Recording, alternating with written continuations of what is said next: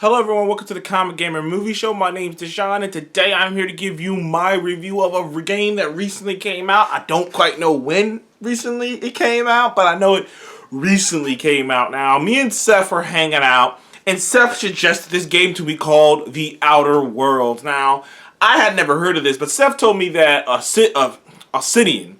And if you don't know what I'm talking about when I say Obsidian are the guys who came in and made Fallout New Vegas. Some people think the Fallouts are just all made by the same people, but no, Obsidian made Fallout New Vegas.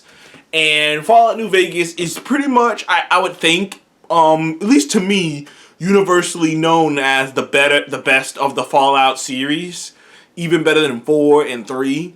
At least to me, I think it's the best of them, and it was because of the dialogue, the way it was written. It had a good story. It had a good stuff in the story. You had good, companions. It was just the best written of all the Fallout games, and it had the best dialogue of all the Fallout games, and it had the best dialogue wheel and conversations that you could have, and it did that better than basically all the other Fallout games. So when I heard that when Seth told me about this game, I looked it up. It's called The Outer Worlds. Now, I played it on Game Pass on Xbox because it's on there on Game Pass. And the best description of this game is if I had to say it's part Fallout New Vegas and part Mass Effect. That's the best description I could give you of this game. It's an open world. It's an open sandbox / kind of open world RPG where you make your character, you make your man or woman. You got your different attributes. It's an RPG just like a Mass Effect and just like a Fallout, but it has this tint. But I would say it's more Fallout than Mass Effect because the way that the game handles is like a Mass Effect game. The dialogue wheel, the companions, the conversations you have with the companions, the way you have conversations, the close-ups when you're having a conversation with the companion or a person, even the way it kind of even the way it kind of looks. It looks like something that could be in the Mass Effect world. This game, and me and Seth talked about this as well, feels like it could be in the same world as Mass Effect. Just the way it looks, and the tent, and the kind of vintage feel, even some of the ships, like the ship that you have in the game is called the Unreliable. But me and Seth both pointed out how it kind of looks like a Zeppelin from the bottom, so it has this kind of a vintage look to it, and then it gets more science fiction. And I'd say most of everything in this game has that vibe, this like sci-fi vintage look to it, but not quite as old, Mass Effect always had like this science fiction, like this cyberpunkish thing about like the 60s cyberpunk kind of thing going. This has like a futuristic, it could be today, scientific, like vintage feel to it. It feels like it belongs to the same world as Mass Effect. Like if tomorrow somebody comes out and says that The Outer Worlds is a Mass Effect, is like a far in the future version of what happens in the Mass Effect franchise, I wouldn't be shocked because it feels like that. It really does. But I digress. You play as this, but the thing is, I love this game. It's a fun fucking game. It's really engaging. It has some of the best dialogue and some of the best suggestions. And that's when you can tell. The 3 things that made me realize that this was made by Obsidian, the guys who made New Vegas, was the dialogue. They brought back the silent protagonist and the way that they handle the silent protagonist, and the tent. Now, I don't know if you've been playing video games and watching movies, you know that every movie / video game has a tent to it when it's shown. When a movie is recorded, it has a tent to it. When a game is being played, it has a tent to it. For instance, the Zack Snyder movies always had a kind of a darker tint to them. If you ever watch Man of Steel or Watchmen or even 300, you notice that these movies have a darker, like, foggy tint in the background. You watch an MCU movie, it's like, and that's why people think the MCU movies are the same movie, because they have this tint. And in the first, and I'd say in Fallout 3 and 4, there is this greenish bluish tint to those games. If you play them, you'll notice it when you just stop. You realize there's this greenish bluish tint. The way the sky kind of looks at times, and there's just this greenish bluish tint. It's not, and don't misunderstand me. When I say tint, I don't mean it looks like this color. I'm saying that when you cut back on everything else, you realize that this color stands out more prominently in the game than other colors. And in Fallout New Vegas, orange, I thought, was the color that stood out more prominent than all the other colors in the game. And the same thing happens in this game. Orange is the more prominent color that stands out above all the other colors in the game.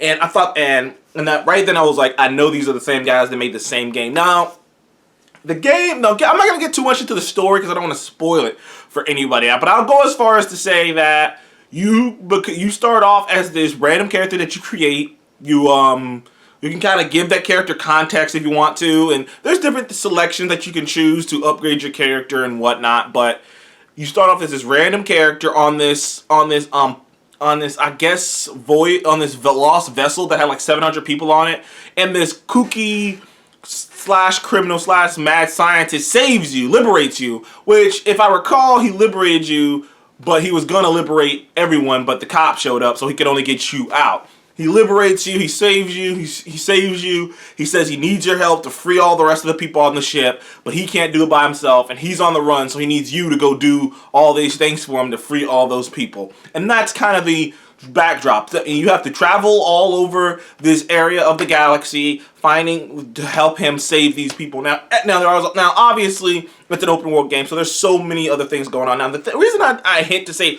open world game, because when I think of open world game, I think of like I guess I think of Fallout, like this one place that I'm just wandering around, or I think of Mass Effect where there's all these places. But that's kind of where the Mass Effect part come in.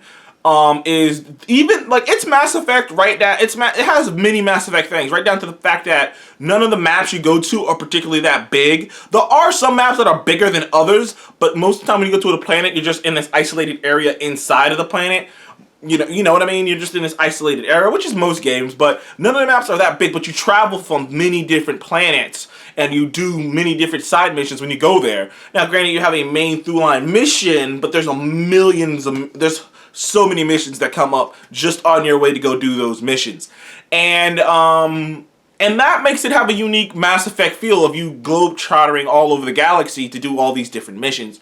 Now, minor into the story a bit, and the way this universe or this area, this open world, this world is, there's like this company called the Spacer's Choice, and they're like this huge corporate company, and there's all these corporate towns and stuff. It's got this unique vibe to it with that whole with the corporate bits in it. It kind of reminds me a bit of more interesting things like oh man, I'm just thinking of titles, but it has a unique bit that makes it a little bit unique to it. And like, there are aliens in the game, but they're only creatures and whatnot. There are no alien people. Everyone's just human beings who have explored out this far.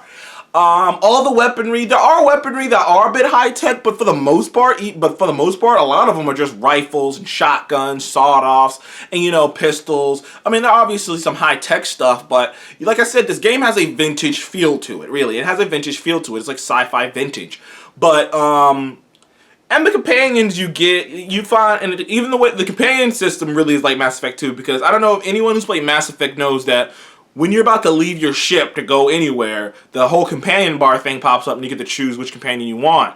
They do the same thing in this game, exactly the same exact way. You get to choose which companion you want. Companions even have missions, companions even chime in on dialogue. Like, the thing that makes this game fun, though, is the pure unknown about it, and the dialogue from the characters. Depending on which character you have with you, the dialogue changes.